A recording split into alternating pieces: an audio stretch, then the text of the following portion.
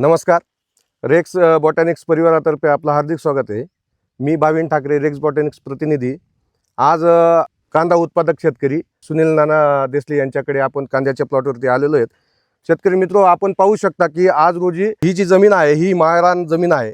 याच्यामध्ये जास्तीत जास्त खडकाचा भाग आहे, तरीसुद्धा यशस्वीरित्या नानांनी हा प्लॉट डेव्हलप केलेला आहे.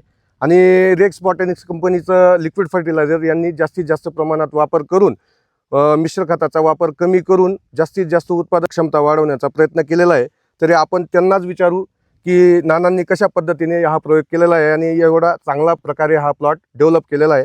नमस्कार नाना. माझं नाव सुनील लक्ष्मण देसले, हल्ली मुक्काम कासार, शैल शिवारात शेती करतो. आणि या जमिनीत आतापर्यंत 70 दिवसाचा माझा प्लॉट झालेला आहे. आधी सुरुवातीला मी पण असंच चुकून जायचो, काहीतरी वरून खतं मारायचो. नंतर माझं लक्षात आलं की मी भावेशसारखा एक माझा मित्र, त्याच्याकडनं काही घेतलं मी. ते लिक्विडमध्ये त्यांनी मला बरं म्हणजे मला नॅनो फर्टिलायझरचं फवारणी दिली. आतापर्यंत माझे 4 फवारण्या झालेल्या आहेत. आणि विशेष म्हणजे हा प्लॉट आता चांगल्या पद्धतीचा आहे, माल पण व्यवस्थित बनलेला आहे. मला सेंद्रिय खतापेक्षा सुद्धा या रेक्स बॉटॅनिक्सवरती माझा विश्वास बसलेला आहे. त्याच्यामुळे हा प्लॉट मी एकदम सक्सेसफुल माझा प्लॉट आहे. नाना, तुम्ही हे जे फवारणी केलेली आहे, तर हे 4 फवारण्या केलेल्या आहेत. आणि तुम्ही पहिली फवारणी कोणती केलेली? पहिली फवारणी 20-20 ची केलेली, 20-20 ची फवारणी केलेली आहे. नंतर तुम्ही 2 नंबर मध्ये कोणती घेतली फवारणी? 10-26 ची घेतलेली. बर. नंतर मग 42-47, नंतर 42-47 घेतली. नंतर 12-32-16 घेतली. बरोबर. हे तुम्ही जे वापरलेलं आहे हे कीटनाशक बुरशीनाशक मध्ये टाकून वापरलेलं आहे? कीटकनाशक मध्ये बुरशीनाशक मध्ये टाकलेलं आहे. बरं. उत्कृष्ट एकदम चांगला रिझल्ट आहे. आणि माळरान जमीन आहे जवळपास. एवढी जमिनीमध्ये पण एवढा दम नाही, तरी पण इथं प्लॉट बनवणं इतकं सोपं नव्हतं. पण एक विशेष म्हणजे या कंपनी लिक्विड फर्टिलायझरचा तुम्हाला पूर्णपणे चांगला रिपोर्ट मिळालेला आहे. जर 10 दिवसांनी आतापर्यंत मी फवारणी करते.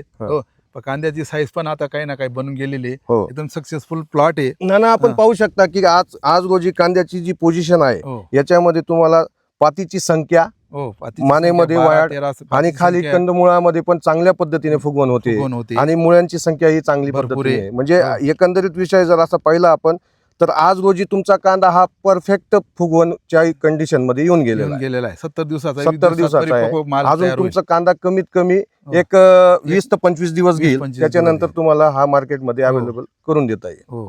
नाना, इतर शेतकऱ्यांना तुम्ही काय सांगू शकता?